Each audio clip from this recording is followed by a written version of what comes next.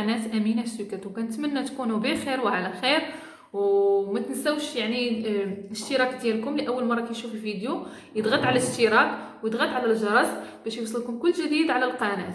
وما تنسوش التعليقات ديالكم الفيديوهات ديال القناه، وما تنسوش اللايك اعجاب الفيديوهات الى عجبوكم، وتبارطاجيو الفيديوهات ديال القناه. وهذا الفيديو ان شاء الله اللي غنتكلم عليه اليوم واحد الموضوع اللي هو مهم بزاف، وكنتمنى تبارطاجيو مع جميع الاحباب والاصدقاء، لان بغيت هذا الفيديو يوصل عبر العالم، لان هي وصفه غتقدر تعالج بزاف ديال الناس عبر العالم. وهذه القناه قناه استفاده، وقناه من الناحيه الصحيه، يعني كتستافدوا من الناحيه الصحيه ومن الناحيه الجماليه، الجمال الداخلي والخارجي. واليوم انا نقدم لكم واحد الوصفه.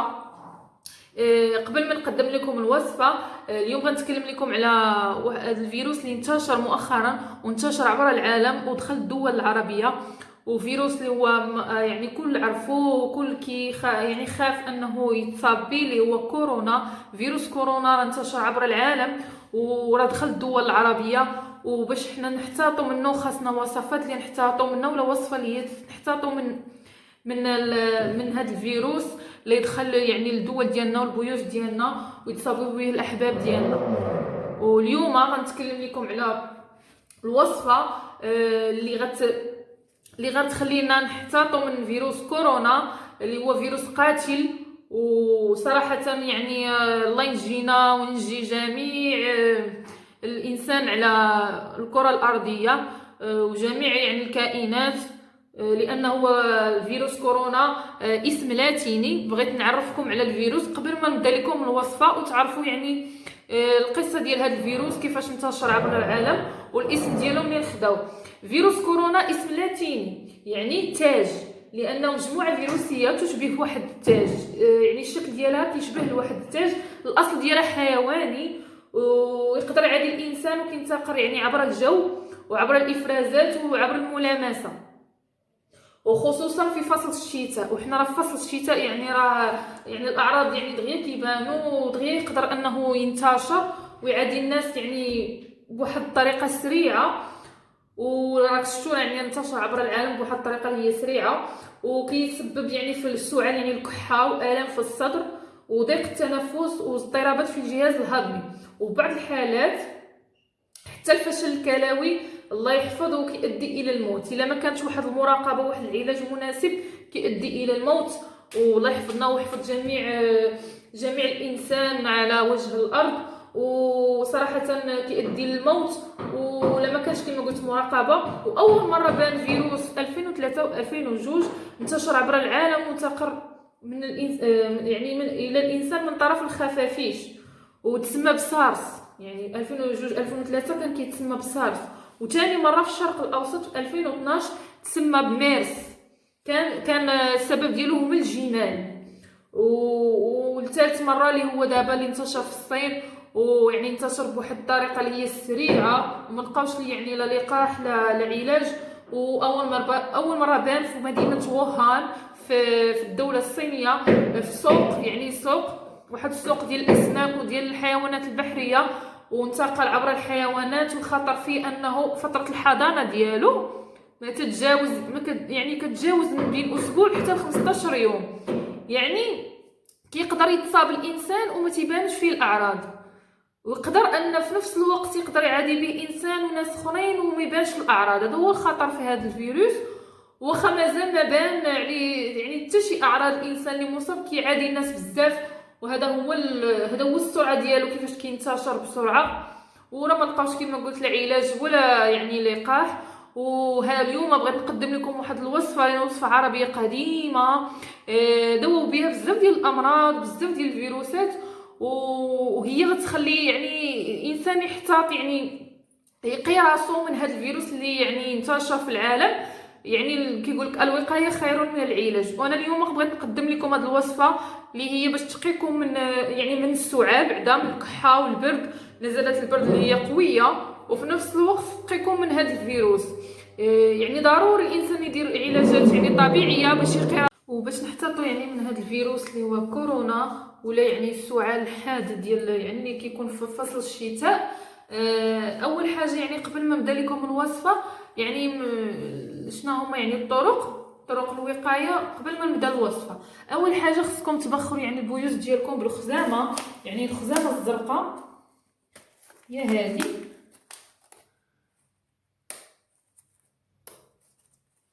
تبخروا البويوز ديالكم بالخزامه الزرقاء هي هذه، يعني يا اما في المبخره ولا في الفاخر في الفحم، ولا يعني تطبخوها في الماء وتنظفوا بها الجو ديال البيت ديالكم. الخزامه راه مطهر ويعني راه جميله، يعني هي في تطهير البيت وهذا، ويعني جميع الاماكن اللي في البيت، وما تخليش يعني الفيروس يعني ينتقل من شخص للشخص اللي كان، لان الانتقال كيكون عبر الجو كما قلنا.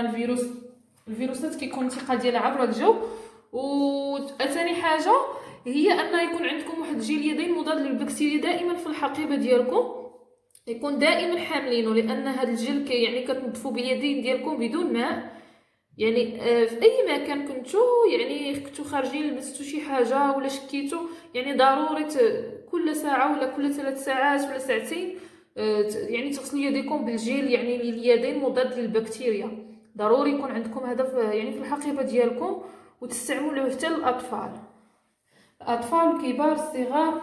وراه الفيروس يعني كينتقل بواحد الطريقه سريعه، والناس اللي كيصيبهم هما الناس اللي عندهم مناعه قليله، بحال الاطفال، يعني الناس اللي كبار في السن كتكون عندهم مناعه قليله وكيتصابوا يعني بسرعه، يعني دغيا كيتصابوا بهذا المرض. والوصفه يعني كتكون من بذور البصل، راه كتكون بحال الحبه السوداء، بحال السانوش بالمغربيه، راه سوداء اللون. عندنا بذور البصل، راه تلقاو عند الناس اللي كيبيعوا العشوب، وراه تلقاو عندهم بذور البصل، راه حتى في الدول العربيه كامله ولا في اوروبا ولا في امريكا راه موجوده. يعني بالنسبه للناس اللي في دول اخرى بغاو يستعملوا الوصفه، راه كاينه يعني في اسيا، في امريكا، في دول يعني في الشرق الاوسط، تلقاو في دول المغرب العربي، في اوروبا، يعني بذور البصل. عندنا عراق السوس، يعني عراق السوس راه معروف، راه هو اصلا في الشرق الاوسط موجود، الناس ديال اوروبا راه عندهم، في اسيا موجود، في امريكا، في استراليا، في المغرب العربي عراق السوس. عندنا زيت الزيتون المعروفه، عندنا البصل، نستخرجوا من الماء البصل. الوصفه كتكون من 4 ديال المكونات: بذور البصل كيبان لكم، بذور البصل، عندنا بذور البصل، عراق السوس، البصل، وزيت الزيتون. بالنسبه للمكونات،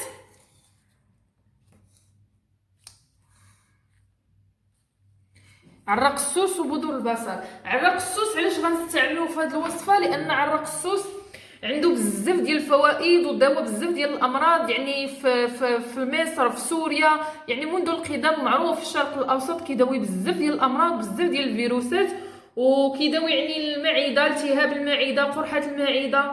الناس اللي عندهم مشاكل يعني في الجهاز التنفسي، يعني كينظف الجهاز التنفسي، وكينصحوا يعني كينصح الناس القدام كينصحوا بتناول عراق السوس يعني باش يعالجوا به الجهاز التنفسي، يعني كياكلوا عبر الفم، وكيحفز يعني ان الجهاز التنفسي والقصبات الهوائيه في انتاج واحد البلغم لتنظيف، وكيولي يعني تنظيف يعني الجهاز التنفسي، وكيولي يعني الجهاز التنفسي صحي، وكيحافظ عليه، يعني كيحافظ على الجهاز التنفسي، وتيهدي يعني من المشاكل ديال الجهاز الهضمي في حاله التسمم الغذائي. وعنده بزاف ديال يعني الفوائد، يعني بزاف ديال الامراض عالجهم. وبعض يعني الخبراء، يعني بعض الدراسات وخبراء في الطب وفي بزاف ديال الامراض قالوا على انه يقدر يعالج لنا السرطان، بعض انواع ديال السرطان. يعني هو راه قوي لدرجه انه كيقضي على بعض الفيروسات يعني بمره، يعني ما كيخليهاش تكاثر. وبالنسبه من بعد غنقول لكم الناس اللي ما يقدروش ياخذوه. بالنسبه للبذور البصل حتى هي عندها بزاف ديال الفوائد، داكشي علاش غنستعملوها في هذه الوصفه، يعني كتساعد في تخفيف المشاكل ديال الجهاز الهضمي، القضاء يعني وتسهيل عمليه الهضم، والناس اللي عندهم مشاكل يعني في الامعاء، كتقضي على الجراثيم، كتقضي على البكتيريا في المعده والامعاء، كتهدي من الجهاز العصبي، حتى هي كتعالج امراض الجهاز التنفسي. يعني داكشي استعملناهم لانهم بجوج، عندك عرق السوس وبذور البصل كيعالجوا من الجهاز التنفسي بحال السعال والرب والتهاب الجيوب التنفسيه، وكيضبط لنا مستوى السكر في الدم، وكيقينا من بزاف ديال الامراض. داكشي علاش كيستعملوا يعني منذ القدم في بزاف ديال الوصفات، وكيعالج لنا امراض الجهاز التنفسي كما قلت، والالتهابات اللي كتصيب يعني الحلق واللوزتين، وتيقوي لنا الجهاز ديال المناعه، وكيقينا من بعض انواع السرطان، حيت فيه ديك الماده اللي سميتها الكبريتات تتساعد القضاء يعني كتقضي على دوك الاورام. يعني راه هاد الوصفه منذ القدم تستعملوها يعني الناس في يعني في الشرق، في مصر، في اليونان، في سوريا، المهم دول الشرق يعني الاوسط، وفي اسيا. يعني الناس اللي في اسيا يعني الناس القدام اللي كانوا كيتعالجوا يعني بالعشوب بالطريقه ديالهم يعني في العصور القديمه كانوا كيستعملوا يعني عرق السوس وبذور البصل، لان فيها فوائد كثيره. واكتشفوا العلماء واطباء يعني مختصين في بعض الامراض قالوا لكم على ان كيداوي بعض الامراض بحال الامراض ديال السرطان، بعض انواع ديال الامراض ديال السرطان. يعني هاد المكونات راه كيقضيو لينا على الفيروس. وباش نحتاطوا يعني من فيروس كورونا ولا من يعني الفيروس ديال البرد اللي كيقضي لنا على الجهاز التنفسي وعلى يعني على المناعه ديالنا، وباش كنقويو المناعه. يعني حتى لا جا شي فيروس يعني كيضرب لينا المناعه ديالنا وكيقضي على الجهاز التنفسي والجهاز الهضمي، كتكون عندنا واحد المناعه ضد هذا الفيروس. داكشي علاش اليوم انا بغيت نقدم لكم هذه الوصفه باش تحتاطوا من هذا الفيروس، ومن الناس اللي عندهم مناعه قليله، ناس كبار والناس اللي باقيين يعني صغار ما عندهمش مناعه. هذه الوصفه راه فعلا وصفه كتستحق انكم تجربوها، وصفه فعاله منذ القدم نستعملوها. ولا يعني سولتوا ناس كبار على بذور البصل وعلى الرقصوص غتعرفوا انه كيقضي على بزاف ديال الفيروسات والبكتيريا. وكنتمنى يعني هذا الفيديو تبارطاجا مع الناس اللي كتعرفوهم والاحباب والاصدقاء عبر العالم، باش تنتشر الوصفه عبر العالم وباش يحتاطوا من هذا الفيروس كورونا، فلانه انتشر في جميع دول ديال العالم، في الدول العربيه، في اوروبا، في امريكا، اسيا راه كلها يعني انتشر فيها. يعني دخل بزاف استراليا، يعني دخل جميع دول العالم. وبغيت هذه الوصفه تنتشر لان المكونات كاينين في جميع الدول، بصل، عرق السوس، بذور البصل، زيت الزيتون. في اي دوله غيكون يعني هاد المكونات باش يقي من انتشار فيروس كورونا. وهاد بالنسبه للبذور البصل غنطحن هاد المكونات وغنطحن عرق السوس.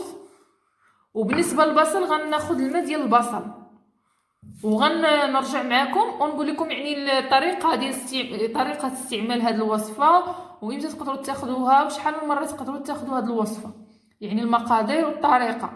انا غنطحنهم ونرجع معكم. من بعد ما طحنت يعني عرق السوس صباح على هذا الشكل، يعني كيولي يعني غبره، وتقدروا تشريوه مطحون. انا ما بغيتش نشري مطحون، وراه في الطحن ديالو كيستغرق وقت. وبالنسبه للناس اللي ما عندهمش الروبو يطحنوه في المهراز ويعاودوا يطحنوه في الطحان ديال يعني التوابل، لان كيبغي شويه ديال الوقت. ها هو على هذا الشكل. طحنته وغربلته، وطحنت بذور البصل حتى هي وغربلتها.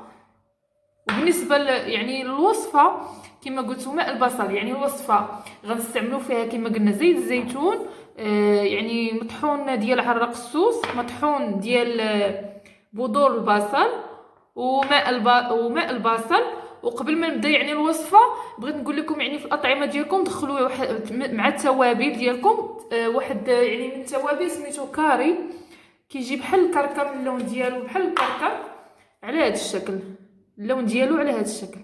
هذا دخلوه في التوابل. راه هما كيكون يعني كيستعملوه الهنود بزاف يعني في الطهي ديالهم، وراه كاين في الاسواق يعني العربيه، وكاين في اوروبا، وكاين في امريكا، كاين في اسيا، يعني راه موجود لان فيه شي 8 ديال التوابل، فيه الحلبه، فيه الهيل، فيه اليانسون، فيه بزاف ديال التوابل مطحونين، فيه القرفه. وهاد التوابل اللي طاحنين هما عندهم فائده للصحه يعني ضد البرد. يعني راه فعلا عنده واحد النتائج يعني اللي ما يقدرش يدير يعني من هاد يعني كاري من هاد التوابل، يدير شويه ويطيب يعني الحساء. وفي الطعام ضروري تحضروا منه شويه، حتى هو راه تيقي من نزلات البرد ومن السعال الحاد. بالنسبه للوصفه غناخد كما قلنا. اول حاجه غتخلطوا بودور عرق السوس، مطحون ديال عرق السوس باش ديروهم في شي علبه، وبودور البصل. دابا قبل ما تبداو الوصفه خصني طحنوهم، تخلطوهم مزيان، طحنوهم وتخلطوهم باش ديروهم في شي علبه. الناس تبقاو تهزوا منهم لانه راه هاد الوصفه غتبداو تهزوا منها وتخلطوهم كما قلت مع المواد الاخرى. غنوريكم الطريقه وشحال غتاخذوا منهم في اليوم. غتخلطوهم مزيان تيتجانسوا هاد الطريقه.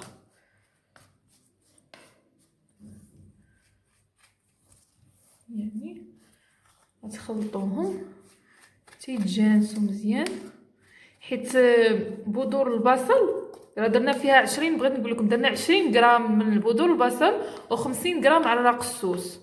يعني باش تعرفوا الكميه اللي غتخلطوا باش تخليهم في واحد العلبه، وهما منيش غتبقاو تهزوا منهم. وراه قلت يعني الناس اللي في الدول العربيه الاخرى راه موجود عرق السوس وبذور البصل يعني موجوده، وتقدروا تلقاو عرق السوس يعني مطحون عند الناس اللي كيبيعوه، الناس المختصين راه تقدروا تشريو مطحون. انا ما بغيتش نشري مطحون لان خاص الانسان اللي غتاخذو يكون موثوق منه، يعني يعطيك عرق السوس وكيقدر يكون يعني طاحنوا مده طويله يعني قديم بزاف. ولكن الناس اللي في اوروبا راه غياخذوا يعني مطحون في الاسواق الكبرى، راه تيكون لان كيستعملوه في التجميل وفي الصحه وفي الاكل. كاين بعض الدول اللي كيدخلوه في الاطعمه ديالهم. يعني ملي خلطت هاد المكونين يعني بذور بصل وسميتو عرق السوس، خلطتهم مزيان. هما اللي غنخلط يعني في المكونات. غنخلطهم هنايا. غناخد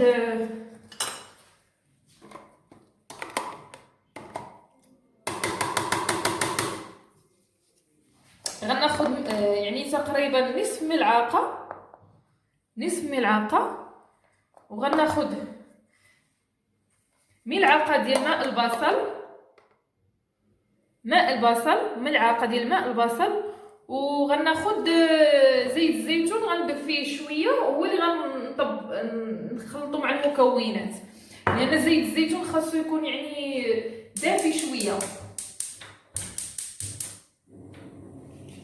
ضروري تدفيو زيت الزيتون باش تخلطوه مع المكونين. والناس اللي عندهم العسل الحر يضيفوا ليه حتى العسل، ولكن الا كان حر، لان العسل الا كان عادي ولا شريتو يعني في الاسواق يعني ديال السكر ولا ما موثوقش منه ما تضيفوش لهاد الوصفه، لان ضروري خصو يكون العسل يكون حر. تضيفوه للوصفه حتى هو مزيان. بالنسبه لزيت الزيتون ها هو غنخلط المكونات.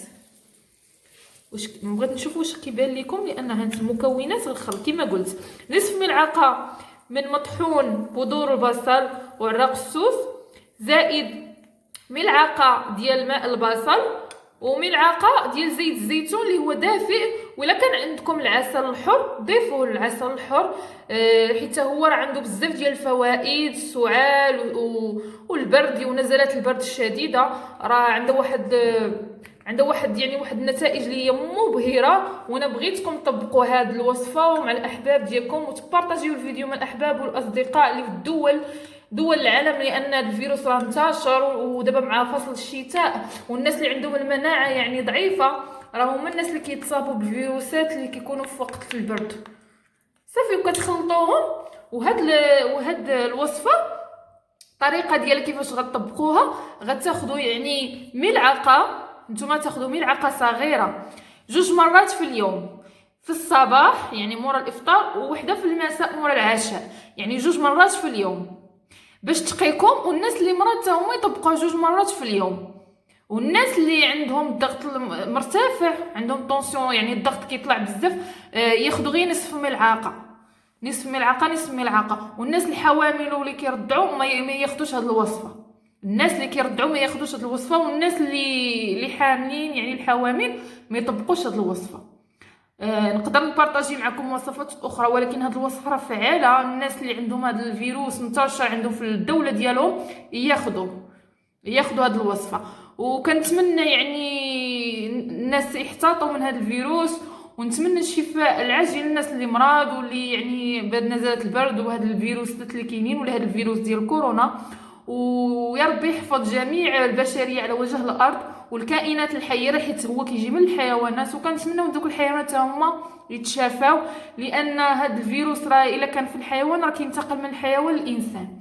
وحبيباتي كنتمنى يعني تبارطاجيو الفيديو، لان هاد الوصفه جد فعاله ووصفه طبيعيه ما عندهاش اضرار يعني صحيه، وكتوجد في جميع دول العالم. وشكرا بزاف على التعليقات، وما تنساوش التعليقات ديالكم، وما تنساوش لايك وجيم الفيديو واشتراك والضغط على الجرس باش يوصلكم كل جديد وكل فوائد على القناه. وتحيه من القلب، الى الفيديو المقبل ان شاء الله.